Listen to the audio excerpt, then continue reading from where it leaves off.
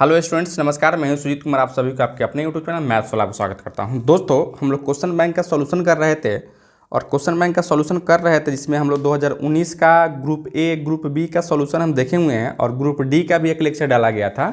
और बहुत सारे ऐसे स्टूडेंट्स का कमेंट आ रहा था कि आप ग्रुप सी का भी सॉल्यूशन डालिए, यानी 2D से रिलेटेड क्वेश्चन बैंक का सॉल्यूशन बताइए। तो मैं फाइनली उन सभी बच्चों को ध्यान में रखते हुए आज और इस लेक्चर में ग्रुप सी का जो 2D आपको पढ़ना था वह 2D का हम लोग एक क्वेश्चन बैंक का सॉल्यूशन लेके आ रहे थे। और आप लोग इतना जरूर ध्यान दीजिएगा क्या कि अभी जो हम लोग एग्जाम के पॉइंट ऑफ व्यू से पढ़ रहे हैं तो हम किस क्वेश्चन को करना है या किस ग्रुप से कितना हमको करना है कि मेरा 6 का 6 क्वेश्चन सोल्व हो जाए। टोटल 12 का 12 क्वेश्चन सोल्व करने की ज़रूरत नहीं है, बस आपको 6 ही क्वेश्चन सोल्व करना होता है और वही आपका क्या होता है, 100 मार्क्स का होता है। तो आप लोग का अप्रोच यह होना चाहिए कि ग्रुप ए जो कि डिफरेंशियल कैलकुलस है, डिफरेंशियल कैलकुलस से हम 2 क्वेश्चन को कर ले। उसके बाद में ग्रुप बी में आते हैं तो इंटीग्रल कैलकुलस है और इंटीग्रल कैलकुलस से भी आप 2 क्वेश्चन को कर सकते हैं। और ग्रुप सी यानी 2D है, 2D से हम एक ही क्वेश्चन को करेंगे, ठीक है। और 3D से भी जो ग्रुप डी में है उससे भी हम एक ही क्वेश्चन को करेंगे। एक क्वेश्चन बोले तो फुल क्वेश्चन ए और बी दोनों करेंगे दोस्तों, ठीक है। तो इस तरीके से आपका 6 क्वेश्चन का सॉल्यूशन हो जाएगा। तो आप यही अप्रोच लेके काम करेंगे तो आप लोग भी प्रयास करेंगे कि ग्रुप ए से हम 2 क्वेश्चन को दे आंसर और ग्रुप बी से भी 2 क्वेश्चन को दे और ग्रुप सी से एक ही क्वेश्चन हम बनाए, ग्रुप डी से भी हम एक ही क्वेश्चन को बनाए दोस्तों, ठीक है। तो फाइनली हम इस लेक्चर में आपको ग्रुप सी का जो क्वेश्चन आपको दे रखा है 2019 का हम क्वेश्चन बैंक का सॉल्यूशन लेके आ रहे थे। और यह क्वेश्चन बैंक का हम सॉल्यूशन जो लेके आ रहे थे, यह क्वेश्चन नंबर 9 का ए का हम लेके आ रहे थे, जो कि बहुत इंपॉर्टेंट है आप लोगों के लिए। कहता है find the polar equation of director circle of a conic L upon R equal to 1 + e cos theta. यानी यह कोनिक का आपको इक्वेशन दिया गया, इस कोनिक का इक्वेशन में डायरेक्टर सर्किल का इक्वेशन क्या होगा पोलर फॉर्म में, यही आपको निकालना था दोस्तों, ठीक है।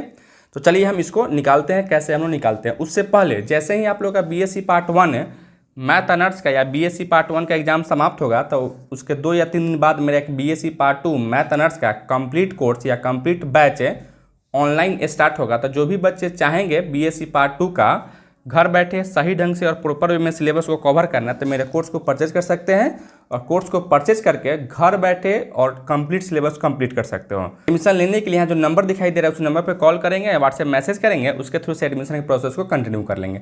तो चलिए हम शुरू करते हैं। आपका यह क्वेश्चन 9 का एक जो आपको दिया गया है उसका हम सॉल्यूशन को लेके आ रहे थे। तो देखिए आपको क्वेश्चन इस टाइप से पूछ सकता है, यहाँ से कहेगा to show that the equation of director circle of a conic L upon R equal to 1 + e cos theta, ठीक है। इजे क्या हो जाता है उसका इक्वेशन हम यहाँ लिख भी दिए हैं क्योंकि हमको पता चलेगा कि भैया हमको यही प्रूफ करना है।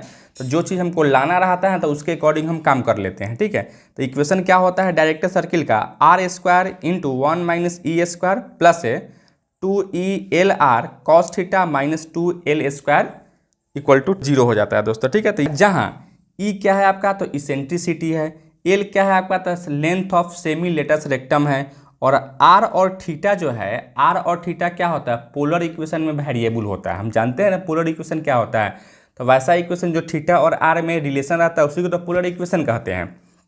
तो यहाँ आर और थीटा जो है ना आपका एक पोलर वेरिएबल है और एल क्या है आपका तो length of semi latus rectum है और ई क्या है आपका तो इसेंट्रिसिटी है दोस्तों, ठीक है। तो इस तरीके से यही चीज़ को हमको क्या निकालना है तो फाइंड आउट करना है।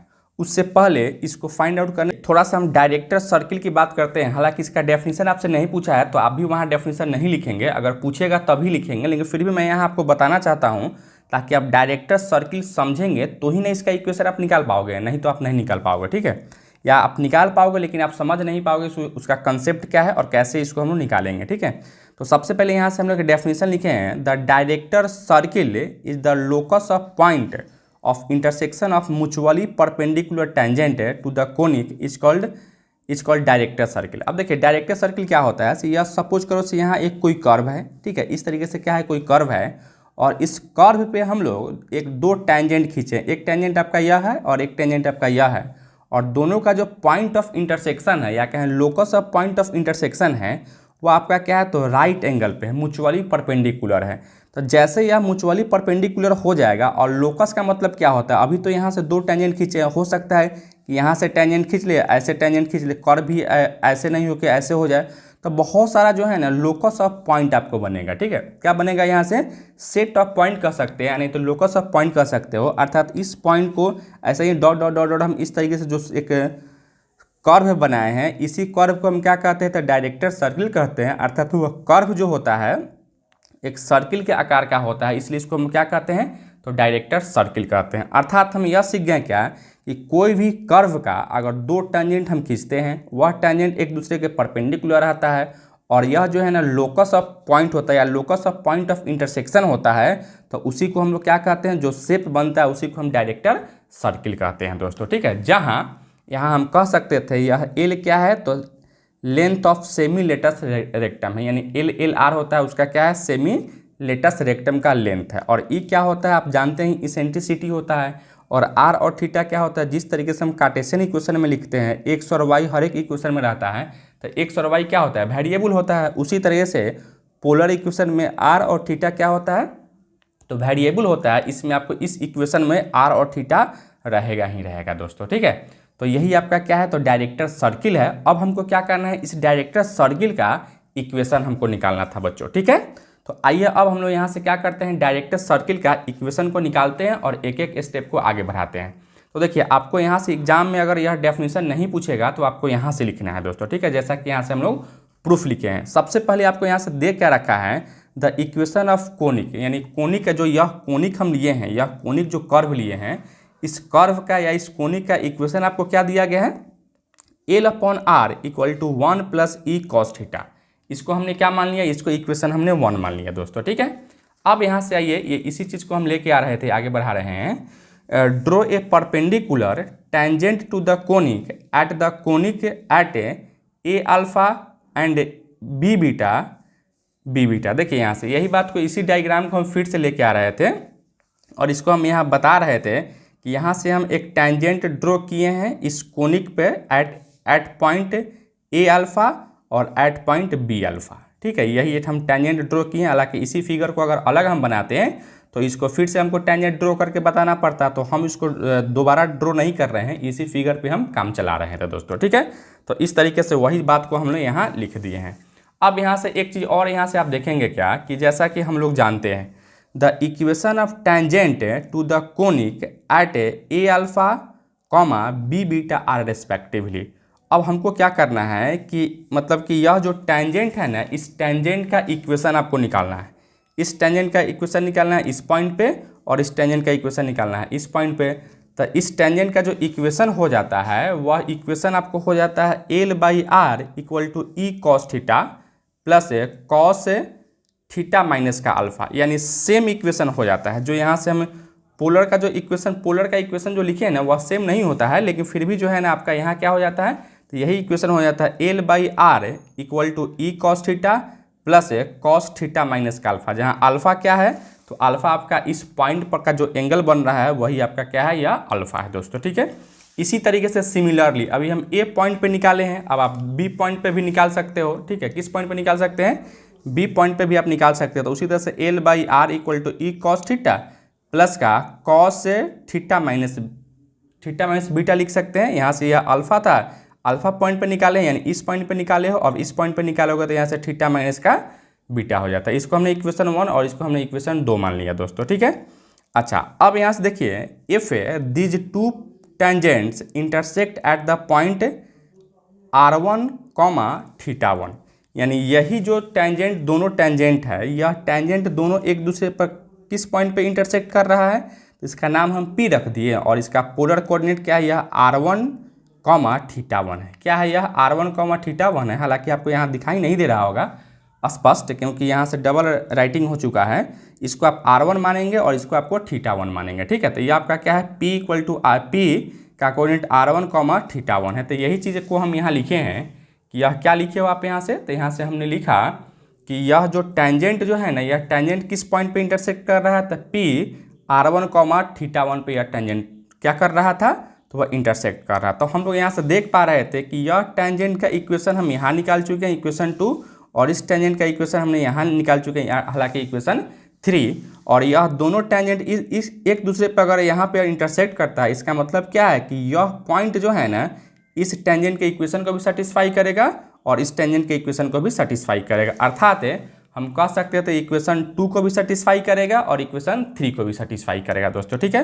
तो सेटिस्फाई करने का मतलब क्या है, आर के जगह पे आप R1 रखोगे और थीटा के जगह पे आप क्या रखोगे, तो θ1 रखेंगे दोस्तों, ठीक है। तो इस तरीके से हम लोग इक्वेशन 2 और 3 में आर के जगह पर R1 और थीटा के जगह पर θ1 रख के इसको इक्वेशन 4 मान लिया है और इसको इक्वेशन हमने 5 मान लिया है दोस्तों, ठीक है।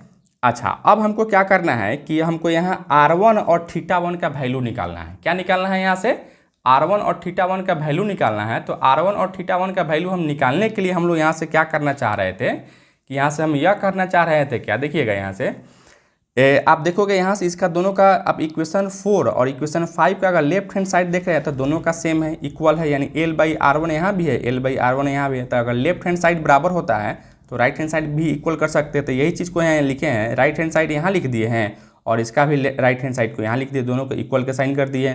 अब यहाँ देखें e cos θ1 से दोनों कट गया है, इसको काट दिए हैं, यानी क्या बचेगा यहाँ से cos θ1 minus alpha equal to cos θ1। यहाँ भी क्या होगा आपका, तो यह θ1 ही होगा दोस्तों, ठीक है। यहाँ से θ1 माइनस का बीटा कर दिए। अब यहाँ से दोनों को जब cos को आप यहाँ हटाओगे तो यहाँ से θ1 माइनस अल्फा इक्वल टू यह इक्वल टू प्लस माइनस, यहाँ क्या दोगे साइन, तो प्लस माइनस θ1 माइनस का बीटा लिखेंगे दोस्तों, ठीक है।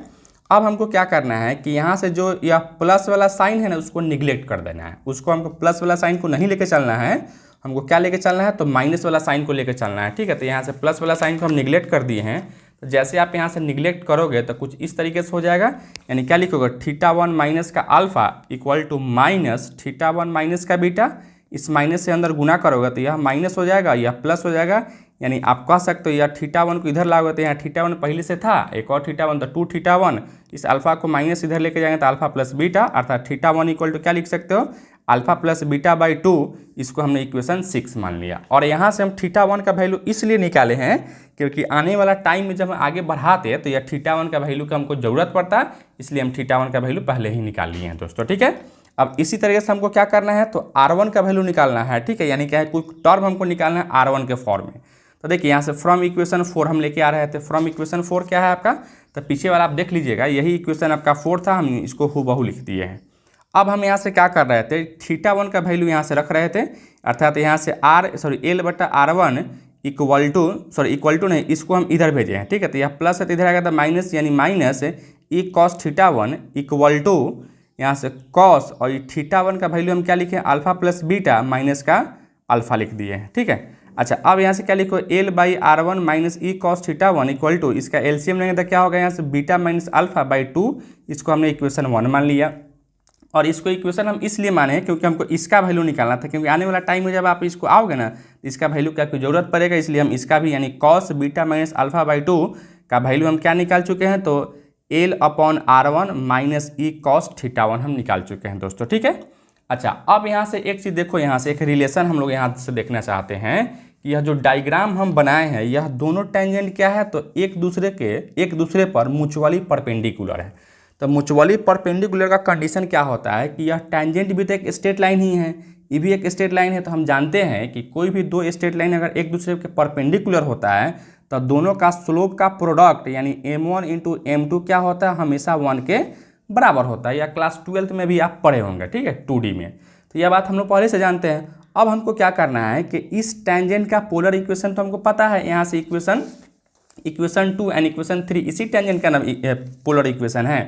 तो इसका भी पोलर इक्वेशन का हम टेंजेंट जानते हैं, इक्वेशन जानते हैं, और इस टेंजेंट का भी पोलर इक्वेशन जानते हैं, लेकिन इसका स्लोप कैसे निकालेंगे। अब हमको क्या करना है, इसका स्लोप कैसे निकालेंगे। तो हम अभी तक नहीं पढ़ पाए हैं कि पोलर इक्वेशन अगर देता है तो उसका स्लोप कैसे निकालते हो, लेकिन यहाँ से एक कंसेप्ट हम यूज करेंगे कि हम लोग जानते हैं से अगर कार्टेशियन इक्वेशन कोई दिया रहता है, सपोज कीजिए कि अगर कोई Cartesian equation y equal to mx plus का c अगर दिया रहता है, पॉइंट स्लोप फॉर्म में है, तो अगर इस फॉर्म में कोई भी इक्वेशन को लिखते हैं तो यहाँ यह m क्या होता है, m स्लोप को क्या करता है, वह रिप्रेजेंट करता है, यानी यही क्या होता है, स्लोप हो जाता है।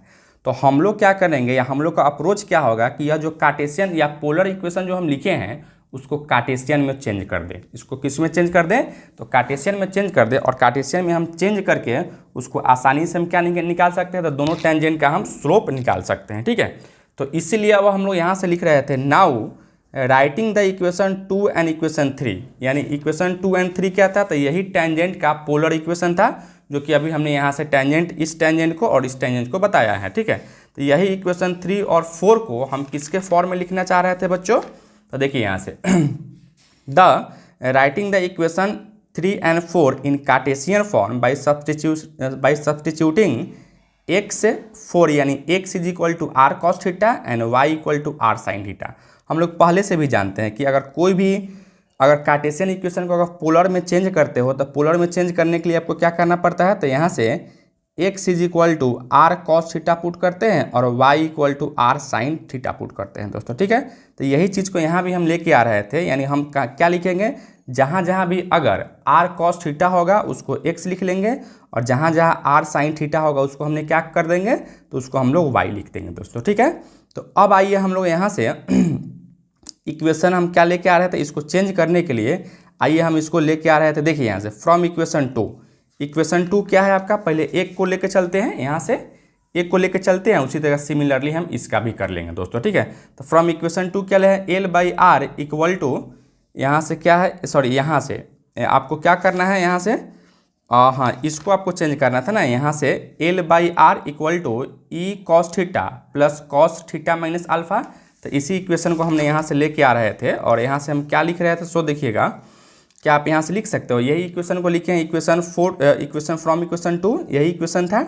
अब हम क्या किए हैं, इस आर को इधर गुना कर दिए हैं, यानी क्या लिखोगे यहाँ से L equal to R E cos theta plus R, और इसको कॉस अल्फा माइनस बीटा का फॉर्मूला लगा दिए हैं, सब्सट्रैक्शन फार्मूला आप लोग जानते हैं क्या होता है, कॉस यानी आर से इसमें भी गुना होगा, आर से इसमें भी गुना, यानी R cos theta into cos alpha plus R sine theta into sine alpha लिख सकते हैं, ठीक है। यानी फिर आप इसको क्या लिखो, एल इक्वल टू, देखिए यहाँ से दोनों में, यहाँ से भी आर कॉस थीटा था और यहाँ से भी आर कॉस थीटा था, दोनों में आर कॉस थीटा बाहर निकला, तो यहाँ क्या बच जाएगा, ई बच जाएगा और यहाँ से कॉस अल्फा हो जाएगा। उसी तरह से इसमें जो है ना, यहाँ से साइन आर साइन थीटा को एक जगह रखे हैं और अल्फा को एक जगह रख दिए हैं। अब यहाँ से L equal to E cos sorry E plus cos alpha, और अभी आपको हम क्या बताएं, यहाँ से आर कॉस थीटा जब आपको क्या रखना है, तो एक्स को रखना है, ठीक है। तो यहाँ से हमने एक्स कर दिया प्लस यहाँ sine alpha into R sine theta जब अभी आपको क्या बताया है, तो वाई को रखना है, इसलिए हम यहाँ से वाई कर दिए। इसको इक्वेशन हमने 7 मान लिया और सिमिलरली बस हम क्या कर दिए, बस सिमिलरली हम तो इक्वेशन क्या किए हैं, इस टेंजेंट को ना कार्टेशियन फॉर्म में चेंज किए हैं। अब इसी को हम इस टेंजेंट को भी क्या करेंगे, तो सिमिलरली हम कार्टेशियन फॉर्म में चेंज कर देंगे, अर्थात हम इक्वेशन 3 को भी कार्टेशियन फॉर्म में चेंज करेंगे। और फॉर्म में चेंज करने के लिए कुछ नहीं करना है, जहाँ जहाँ अल्फा है वहाँ आपको क्या कर देना है, तो बीटा को रख देना है दोस्तों, ठीक है। तो उसी तरीके से यहाँ से आप देखिए, यहाँ से हम क्या लिखे हैं, similarly L equal to E plus cos alpha के जगह पर बीटा कर दिए, एक्स के जगह पर एक्स, यहाँ साइन अल्फा था तो साइन बीटा इंटू वाई कर दिए, इसको इक्वेशन हमने 8 मान लिया दोस्तों, ठीक है। तो इस तरीके से हम लोग दोनों इक्वेशन ऑफ टेंजेंट के जो पोलर फॉर्म में दिया गया उसको कार्टेशियन फॉर्म में हम चेंज कर दिए हैं। अब कार्टेशियन फॉर्म में चेंज किए हैं तो इसका स्लोप आपको निकालना है। तो स्लोप निकालने के लिए हम लोग क्या जानते हैं, एक तो ऐसे जानते हैं कि अगर इक्वेशन दिया रहेगा तो y equal to m x plus c कर लेते हैं, और नहीं तो एक ऐसे भी इक्वेशन अगर देगा लाइन का ए एक्स प्लस का बी वाई प्लस का सी इक्वल टू का 0 रहता है, तो हम कैसे निकालते हैं, तो माइनस एक्स का कोफिशिएंट, ठीक है। यानी एक्स का कोफिशिएंट क्या है, यहाँ ए अब बट्टा में बी का यानी वाई का कोफिशिएंट, यही आपका क्या हो जाता है, तो स्लोप का फॉर्मूला हो जाता है दोस्तों, ठीक है। तो इस तरीके से हम लोग इसका हम यूज करेंगे। तो आइए यहाँ से हम देख रहे थे इसका स्लोप निकालते हैं। इक्वेशन 7 और इक्वेशन 8 का हमको क्या करना है, तो स्लोप निकालना है। तो यहाँ से देखिए हम लोग निकाल रहे थे स्लोप, क्या लिखे हैं, the slope of tangent equation 7 and equation 8 are respectively. देखिए यहाँ से सबसे पहले आप यहाँ से देख सकते हो कि यहाँ से x का ए क्या है, x का कोफिशिएंट, तो x का कोफिशिएंट क्या है, ई प्लस कॉस अल्फा। तो यहाँ से हम लोग ई प्लस कॉस अल्फा, अब बटा में y का कोफिशिएंट यानी b क्या है यहाँ से, तो साइन अल्फा है, तो यहाँ से साइन अल्फा और निगेटिव साइन तो आपको लगाना ही है। उसी तरह से सिमिलरली हम क्या करें, इक्वेशन 8 के लिए ई प्लस कॉस बीटा अब बटा में साइन बीटा, और यहाँ माइनस है तो माइनस साइन लगा देंगे। और एज स्लोप का निकालने का ये भी फॉर्मूला होता है, कोफिशिएंट ऑफ एक्स बटा कोफिशिएंट ऑफ वाई। यही तो बात को लिखे हैं यहाँ से, क्या जो ए बटा बी लिखे या क्या था, कोफिशिएंट ऑफ एक्स बटा coefficient of Y with negative sign, तो वही चीज़ वहाँ भी लिखा गया है दोस्तों, ठीक है। यहाँ तक कोई दिक्कत नहीं है। अच्छा, अब यहाँ से देखिए हम लोग क्या कहें, since these two tangent are at the right angle, या दोनों टेंजेंट क्या है, तो एक दूसरे के राइट एंगल है, इसका मतलब क्या है, therefore therefore m1 into m2 equal to क्या होगा, -1 के बराबर होगा। और m1 क्या होगा, तो फर्स्ट टेंजेंट का स्लोप होगा, और m2 क्या होगा आपका, तो सेकेंड टेंजेंट का स्लोप होगा, जो कि यहाँ आपको दिया गया है। तो अब आइए हम लोग इसी का फॉर्मूला का यूज करके इसको आगे बढ़ाते हैं। जैसा कि आप देखिए m1 का वैल्यू यहाँ से रख दिए है, m2 का वैल्यू यहाँ से रख दिए, दोनों में गुना किया हो, यहाँ -1 के बराबर, तो माइनस से गुना करो तो प्लस हो जाएगा, यानी ऊपर में ऊपर वाला से गुना कर दिए हैं, और नीचे में इसमें इससे गुना करोगे तो इसको इधर लेके आओगे तो minus sign alpha into sine beta लिख सकते हैं दोस्तों, ठीक है। अच्छा, अब आइए यहाँ से हम लोग आगे बढ़ाते हैं इसको। जैसे आप इसको आगे बढ़ाओगे तो इसको थोड़ा सा आपको सॉल्व करना पड़ेगा, तो इसको सॉल्व कीजिए, ठीक है। अब क्या किए हम लोग, इसमें इससे गुना कर दे, ई में इससे गुना करो तो ई स्क्वायर, फिर इसमें इससे गुना करो तो E cos beta plus E cos alpha, और यहाँ से cos alpha into cos beta लिख दिए, और इसको हम इधर लाए, यह माइनस से इधर आ गया था, क्या होगा, प्लस हो जाएगा, यानी sine alpha into sine beta equal to 0 कर दिए दोस्तों, ठीक है। अच्छा, फिर आप इसको आगे बढ़ाइए। इसको जैसे हम लोग यहाँ से आगे बढ़ाते हैं, देखिएगा ई स्क्वायर, दोनों में ई है तो ई को कॉमन निकालिए, यानी cos alpha plus cos beta plus cos A into cos B plus sine A into sine B, cos A minus B होता है, यानी cos alpha minus beta equal to 0 लिख सकते हो। फिर यहाँ से ई स्क्वायर प्लस अब देखिए यह सी डी फॉर्मूला है। कौन सा फॉर्मूला है, यहाँ से सी डी फॉर्मूला है। आप जानते हैं cos C plus cos D का क्या फॉर्मूला होता है। देखिए यहाँ से हम आपको बताना चाहते हैं, कॉस सी आप प्लस का कॉस डी इक्वल टू क्या जानते हो, तो 2 cos C plus D by 2 into cos C minus D by 2 होता है दोस्तों, ठीक है। तो यही फॉर्मूला हम लोग जानते हैं पहले से भी, तो यही फॉर्मूला का यहाँ यूज किए हैं। क्या लिखोगे यहाँ से, यहाँ से 2 ई है तो ई कॉस सी के जगह पर अल्फा है और डी के जगह पर बीटा है, यानी alpha plus beta by 2 into cos alpha minus beta by 2, आप प्लस एक चीज़ और यहाँ से देखिएगा, हम लोग यहाँ से जानते हैं कॉस ए का जो फॉर्मूला जानते हैं सब मल्टीपल एंगल में, तो यहाँ से जानते हैं 2 कॉस स्क्वायर ए माइनस का 1 जानते हैं, ठीक है। अब बट्टा में यहाँ से 2 भी होता है, यहाँ अगर 2 नहीं है तो यहाँ से बट्टा में यानी a बाई 2 हम जानते हैं। तो इसी फॉर्मूला को यहाँ भी हम यूज कर रहे थे, बस यहाँ a के जगह पर आपको यहाँ से देख पा रहे होंगे क्या, या अल्फा माइनस बीटा है, अर्थात इसको क्या लिख सकते हो, 2 cos square alpha minus beta by 2 और माइनस का 1 इक्वल टू 0 कर दिए दोस्तों, ठीक है। यहाँ तक किसी को कोई दिक्कत है मेरे भाई। अच्छा, फिर इसको आगे बढ़ाइए यहाँ से। अब हम लोग यहाँ से क्या लेके चल रहे थे, देखिएगा E square plus 2e cos और अल्फा प्लस बीटा बाई 2, जैसा कि आप लोग को शुरू में हम बताए हैं कि अल्फा प्लस बीटा बाई 2 का वैल्यू क्या निकाले, यहाँ से θ1 निकाले थे, इसी का फॉर्मूला यहाँ यूज कर रहे थे, यानी यहाँ से क्या लिखोगे, कॉस θ1 लिख सकते हैं। फिर यहाँ देखिए cos alpha minus beta by 2, cos alpha minus beta by 2 का वैल्यू यहाँ भी हम निकालें इक्वेशन 7 में, क्या है, कॉस क्या है, यहाँ से अल्फा माइनस बीटा बाई 2 है, अर्थात यहाँ से बीटा बाई 2 भी लिखो तो कोई फर्क नहीं पड़ेगा। कॉस का अगर एंगल निगेटिव होता है तो वह क्या हो जाता है, पॉजिटिव हो जाता है, अर्थात cos beta minus alpha by 2 लिखिए तो वही बात होगा, या cos alpha minus beta by 2 लिखिए तो वही बात होगा दोस्तों, ठीक है। तो इसका वैल्यू हमने यहाँ से रखा, यानी क्या है, L/R1 माइनस ई कॉस θ1, यानी यही चीज़ को हम लोग यहाँ से लिखे हैं।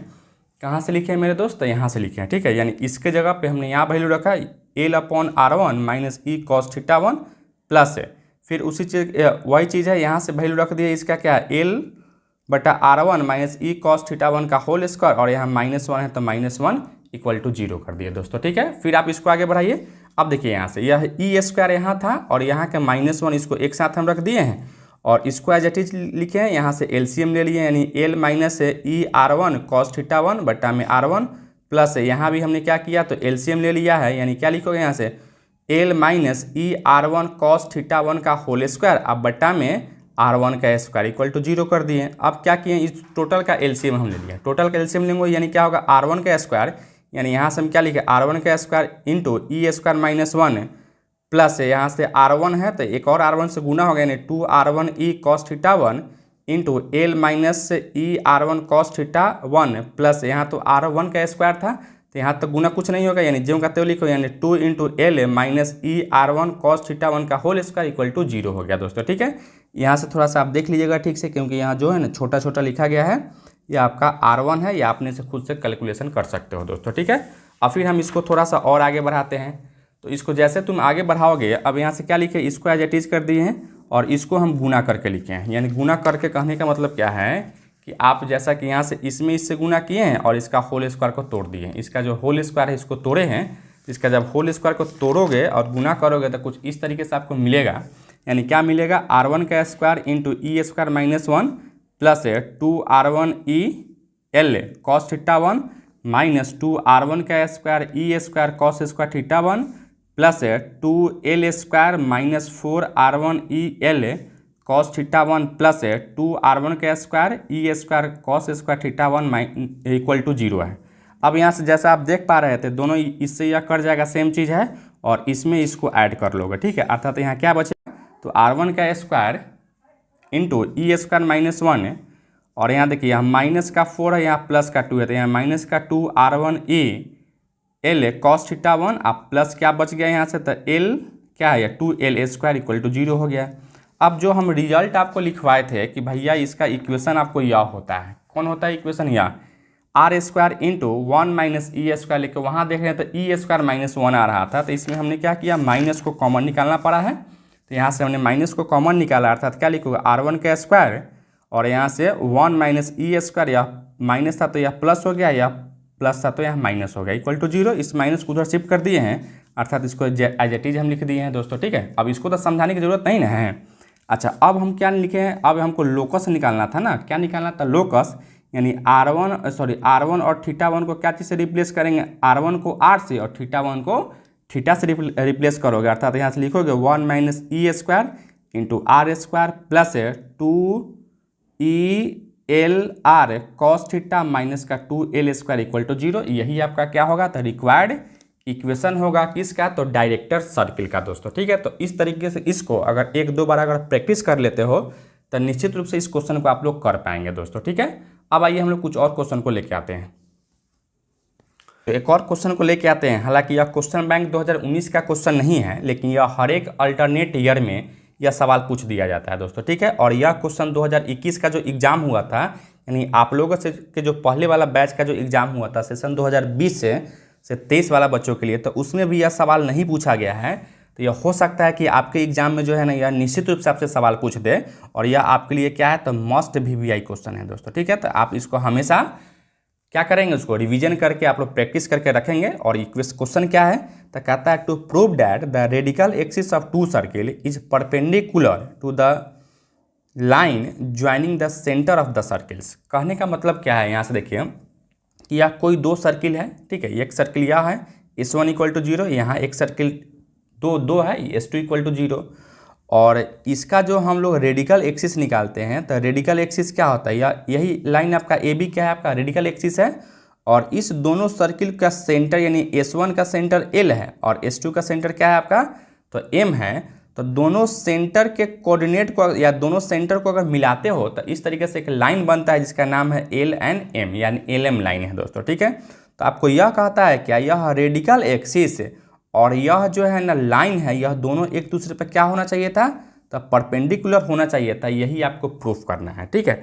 तो हम लोग का अप्रोच क्या रहेगा कि सबसे पहले इस रेडिकल एक्सिस का हम क्या निकाल लें, इस रेडिकल एक्सिस का इक्वेशन निकाल लें। और इस रेडिकल एक्सिस का जब इक्वेशन आप निकाल लोगे तो इसका आप क्या निकाल सकते हो, स्लोप निकाल सकते हैं।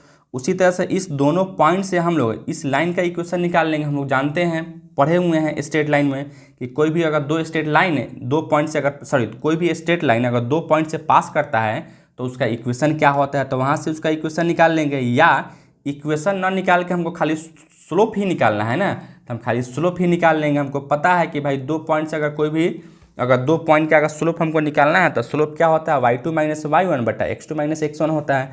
तो इस लाइन का भी स्लोप निकाल लेंगे और इस लाइन का भी स्लोप निकालेंगे और दोनों को गुना करेंगे। अगर -1 के बराबर हो जाएगा तो हम कहेंगे क्या कि यह रेडिकल एक्सिस और यह सेंटर का जो या दो सेंटर को जो मिला रहा था लाइन, वह एक दूसरे का क्या है, तो परपेंडिकुलर है दोस्तों, ठीक है। तो यही अप्रोच को हमको लेके चलना है। तो आइए हम लोग इसको प्रूफ कर लेते हैं। तो सबसे पहले यहाँ से मान लेते हैं, let the equation of two circles be, ये दोनों सर्किल का इक्वेशन क्या है, x square plus Y square plus 2g1x plus 2f1y plus c1 equal to 0। इसको इक्वेशन 1 मान चुके हैं। उसी तरह से सेकेंड सर्किल का इक्वेशन है x square plus Y square plus 2g2x plus 2f2y plus c2 equal to 0। इसको इक्वेशन हमने 2 मान लिया। अब हम लोग जानते हैं सर रेडिकल एक्सिस जो है यह AB है। The equation of radical axis AB of two circles 1 and 2 कैसे निकालते हो, S1 minus S2 equal to 0 कर देते हैं। अब S1 का वैल्यू यहाँ से आपको रख दिए हैं और S2 का वैल्यू यहाँ रख दिए, दोनों को घटा दिए इक्वल टू 0, अर्थात यहाँ से एक्स स्क्वायर कटेगा, वाई स्क्वायर कटेगा, और इस दोनों में क्या बचेगा यहाँ से, तो यह दोनों बच जाएगा, मतलब इसमें से यह घट जाएगा, इसमें से यह घट जाएगा, इसमें से यह घट जाएगा, ठीक है। अर्थात यहाँ से दोनों को काट के क्या बचा, ये दोनों में क्या है 2 कॉमन, तो 2 बाहर निकाले हैं और x भी कॉमन था तो x भी बाहर निकाल लिए हैं, यानी क्या बचेगा 2 into G1 minus G2 into x plus का 2 F1 minus F2 into y plus C1 minus C2 equal to 0। यही आपका क्या हो गया, तो रेडिकल एक्सिस का इक्वेशन हो गया दोस्तों, ठीक है। अब हमको क्या निकालना है, तो इसका स्लोप निकालना है। तो स्लोप निकालने के लिए हम लोग क्या जानते हैं, कोई भी अगर लाइन का इक्वेशन अगर दिया रहता है, जैसे a x है प्लस का b y प्लस का c इक्वल टू 0 है, या कोई लाइन का इक्वेशन है, इसका स्लोप कैसे निकालते हैं, कोफिशिएंट ऑफ x बटा coefficient of y with negative sign. तो यही बात लिखा गया है क्या, the slope of radical axis A B equal to, slope क्या होता है फॉर्मूला, तो कोफिशिएंट ऑफ x बटा coefficient of y with negative sign. यानी यहाँ से देखिए कोफिशिएंट ऑफ x क्या है आपका, तो 2g1 माइनस जी2, यहाँ से माइनस का 2g1 माइनस जी2 अब बटा कोफिशिएंट ऑफ y क्या है, तो 2f1 माइनस f2, यानी क्या लिखो 2f1 माइनस f2, 2 से 2 कट गया है, यानी आपको यहाँ से क्या बच जाएगा, तो यहाँ से आपको यह बच गया है क्या है, माइनस का g1 माइनस जी2 whole upon f1 minus f2। यही आपका क्या हो गया, तो ये आपका स्लोप हो गया किसका, तो रेडिकल एक्सिस का। मान लेते हैं इसको हम m1 से कर लेते हैं दोस्तों, ठीक है। m1 क्या कर लिए, इसको हम से कर लिए। अब इसी तरीके से अब हमको क्या करना है, तो इस दोनों पॉइंट का जो सेंटर को मिला रहा था, इस दोनों पॉइंट से हमको क्या निकालना है, तो कोऑर्डिनेट नहीं बल्कि इसका क्या निकालना है, हमको स्लोप निकाल लेना है, ठीक है। तो यही बात को यहाँ से हम लिख रहे थे, the coordinate of centre L and M of a circle 1 and 2 are respectively, क्या है यहाँ से L माइनस का G1 माइनस का F1 एंड M माइनस का G2 कॉमा माइनस का F2, यानी दोनों का सेंटर का जो कोऑर्डिनेट आपको दिया गया है, या सेंटर का कोऑर्डिनेट होता है, यही ना होता है आपको फर्स्ट इक्वेशन के लिए, और यह होता है सेकंड इक्वेशन के लिए, यानी सेकंड सर्किल के लिए। अब हमको क्या निकालना है, दोनों का स्लोप निकालना है, अर्थात यहाँ से क्या लिखे हैं, the slope of line LM of the centre क्या होता है, y2 माइनस y1 बटा x2 माइनस x1। यहाँ y1 क्या है, यहाँ से माइनस का g2 माइनस का f1 बटा में माइनस का g2 माइनस का g1। अब दोनों को क्या करोगे, यहाँ से माइनस से गुना करो, तो इसको पहले लिख लो और इसको बाद में लिख लेते हैं, नीचे में भी वही काम करेंगे। तो इसको आप क्या कह सकते हो, तो इसको आप m2 मान सकते हैं, ठीक है। इसको हम लोग एज ए समझने के लिए m2 मान चुके हैं। अब यहाँ से हम लोग क्या जानते हैं, यही बात लिखे हैं, therefore the slope of AB into, यानी AB बोले तो m1 और स्लोप ऑफ लाइन LM यानी m2 क्या होगा, -1 के बराबर होगा, अर्थात m1 का वैल्यू क्या था, यहाँ से हम रख दिए हैं, और m2 का वैल्यू अभी जस्ट निकाले हो। दोनों को गुना करोगे तो यहाँ से क्या करोगे, आप देखेंगे तो इससे यह कट जाएगा, ठीक है, और इससे यह कट जाएगा, नहीं क्या बचेगा, यहाँ से -1 हो गया। जैसे अगर -1 हो जाएगा तो यही तो मेरा कंडीशन था, यही तो हमको लाना था, अर्थात हम कहेंगे hence the radical axis of two circle is perpendicular to the line joining their centres. यानी यही आपको क्या करना है, तो प्रूफ कर लेना है। इसी तरीके से हम लोग प्रूफ करेंगे। तो यह क्वेश्चन आपके लिए बहुत बहुत बहुत इंपॉर्टेंट है, तो आप इसको क्या करेंगे, 1-2 बार प्रैक्टिस कर लेंगे और यह निश्चित रूप से आपके बोर्ड के या कहीं आपके एग्जाम में यह आने वाले हैं दोस्तों, ठीक है। तो चलिए हम लोग एक और क्वेश्चन को करते हैं। चलिए क्या रहते हैं, कहता है यहाँ से define coaxial circles and find the equation of coaxial system of circle in its standard form. इसको हमको क्या करना है, सबसे डिफाइन करना है कि कोएक्सल सर्किल क्या होता है और उसका स्टैंडर्ड इक्वेशन क्या होता है, यह भी आपको निकालना है, ठीक है। तो चलिए हम इस क्वेश्चन को भी देखते हैं कि कैसे हम करेंगे। तो यहाँ से जैसा कि यहाँ से हम लिख रहे थे या लिखे हुए हैं, क्या है, यह कोएक्सल सर्किल है। देखिए कोएक्सल सर्किल क्या होता है, इसको समझिए। कहता है a system of circles is said to be coaxal या coaxial circle when they have common radical axis, that is when the radical axis of each pair of a circle is same, देखिए is same, कहने का मतलब क्या है कि वैसा system of circle, यानी वैसा सिस्टम ऑफ सर्किल जिसका अगर हम रेडिकल एक्सिस अगर निकालते हैं, या रेडिकल क्या निकालते हैं, अगर रेडिकल एक्सिस निकालते हैं, वह सब का रेडिकल एक्सिस क्या होना चाहिए था, तो कॉमन होना चाहिए था, ठीक है। उसी को हम क्या कहते हैं, तो कोएक्सियल सर्किल कहते हैं। अर्थात इसको कह सकते हैं when the radical axis of each pair, यानी प्रत्येक 2 सर्किल का अगर पेयर लेते हैं तो सब का जो रेडिकल एक्सिस होगा ना, वो हमेशा क्या होगा, तो सेम ही होगा, ठीक है। अब इसमें भी जो आता है कोएक्सल सर्किल ऑफ 2 काइंड्स, यानी इसका जो कोएक्सल सर्किल जो है ना, वह 2 टाइप के होते हैं। एक इंटरसेक्टिंग सर्किल होता है, एक आपका नॉन इंटरसेक्टिंग सर्किल होता है, ठीक है। अब यहाँ देखिए इंटरसेक्टिंग सर्किल के लिए आपको कुछ इस तरीके से डायग्राम बनाया गया है और नॉन इंटरसेक्टिंग सर्किल के लिए आपको इस तरीके का डायग्राम आपको बनाया गया है।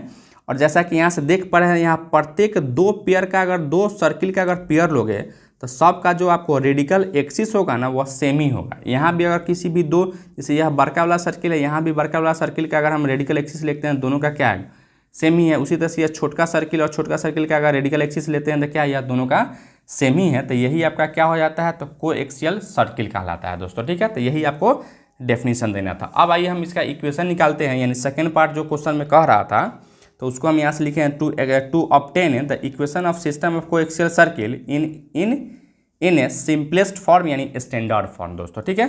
तो देखिए यहाँ से सबसे पहले हम क्या करते हैं कोएक्सियल सर्किल निकालना है तो दो सर्किल आपको लेकर चलना पड़ेगा। तो यहाँ से माने हैं let the equation of circle, first equation of circle क्या है, x square plus Y square plus 2g1x plus 2f1y plus c1 equal to 0, और यहाँ से x square plus Y square plus 2g2x plus 2f2y plus c2 equal to 0, इसको हम equation 1 और इसको equation 2 मान लिए दोस्तों, ठीक है। अच्छा, अब इसको फिर आगे बढ़ाइए। यहाँ से देखिए आप दोनों का अगर रेडिकल एक्सिस निकालते हो, यही इस फर्स्ट सर्किल है, यह आपका क्या है, यहाँ से यह फर्स्ट सर्किल है इक्वल टू 0 है, यह आपका S2 इक्वल टू 0 है, यह फर्स्ट सर्किल हम बना लिए हैं।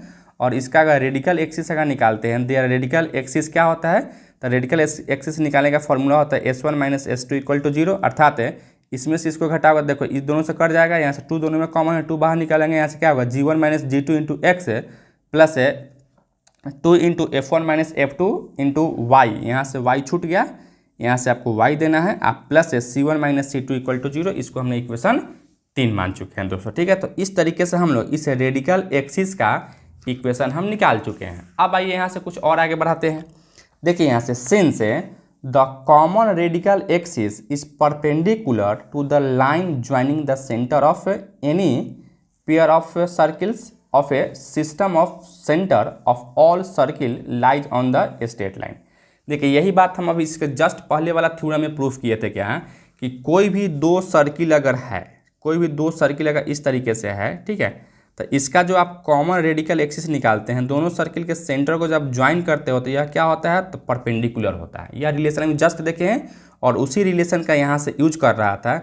और यह जो है ना हमेशा क्या आ रहा था, तो यह आपको एक स्ट्रेट लाइन ही मिलता है, और यह स्ट्रेट लाइन जो आपको मिलता है यह कैसा है, तो एक्स एक्सिस के पैरेलल मिलता है। किसके पैरेलल मिलता है, तो एक्स एक्सिस के पैरेलल मिलता है। यानी यही यहाँ से लिखेंगे let us choose the line of centre as the x axis, यानी यह जो आपको यह दोनों लाइन को जो आप मिलाए हैं, तो यह जो आपको लाइन जो मिल रहा है तो उसको एज ए हम लोग क्या करना है, एक्स एक्सिस को चूज करना है, एक्स एक्सिस जैसा लेके चलना है। Then the y coordinate of centre of all such a circle will be 0। और जब इसको अगर एक्स एक्सिस के एलोंग अगर आप लेके चलेंगे तो इसका जो भी सेंटर होगा कोऑर्डिनेट का, या क्या सेंटर का जो कोऑर्डिनेट होगा उसका जो वाई वाला एक्स एक्सिस पर क्या होता है, वाई कोऑर्डिनेट 0 होता है, अर्थात यहाँ से एक्स एक्सिस वाला वाई एक्सिस वाला जो भी कोऑर्डिनेट होगा वह सब क्या होगा, 0 हो जाएगा। अर्थात यहाँ से वाई एक्सिस का कोऑर्डिनेट क्या होता है, तो यही ना f1 f2 होता है, तो यानी f1 इक्वल टू 0 और f2 इक्वल टू 0, इसको हमने इक्वेशन 4 मान लिया दोस्तों, ठीक है। फिर आइए यहाँ से नेक्स्ट में करते हैं, again let us take the radical axis as the axis of y। अब यहाँ से देखिए यह जो रेडिकल एक्सिस हम लिखे हैं, यह रेडिकल एक्सिस को हमको कैसा लेकर चलना है, तो यह y एक्सिस के पैरेलल यानी एज ए y एक्सिस आपको लेकर चलना है।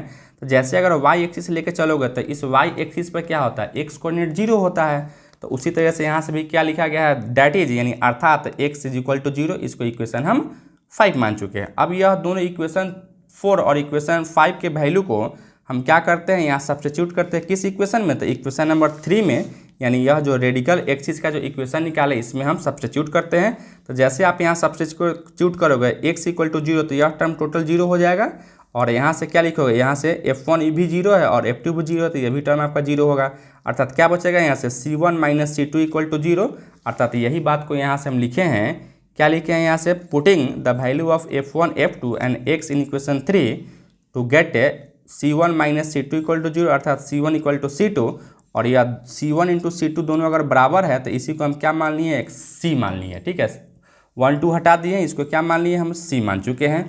अब यही यहाँ से हेंस द सर्किल 1 एंड 2, अब हम क्या किए, यह जो सर्किल जो 1 और 2 जो लेके आए हैं, ये दोनों सर्किल में हम इस सब का वैल्यू को सब्स्टिट्यूट कर दिए हैं। अर्थात क्या लिखो यहाँ से x square plus Y square आप प्लस है क्या लिखे यहाँ से 2g1x, क्या लिखे यहाँ से 2g1x। और g1x कहने का मतलब क्या है कि भाई यह f1 इक्वल टू तो क्या है 0 है, तो f1 इक्वल टू 0 यानी यह टर्म तो हट जाएगा, तो क्या बचेगा 2g1 और यह टर्म 0 हो जाएगा। यहाँ c1 के जगह पर क्या लिखोगा c लिखोगा, तो इसी तरह से यहाँ से क्या लिख दिए x square plus Y square plus है 2g1x plus c equal to 0। उसी तरीके से सेम चीज़ अगर इक्वेशन 2 में रखोगे तो x square plus Y square plus 2g2x plus c equal to 0 कर दीजिए।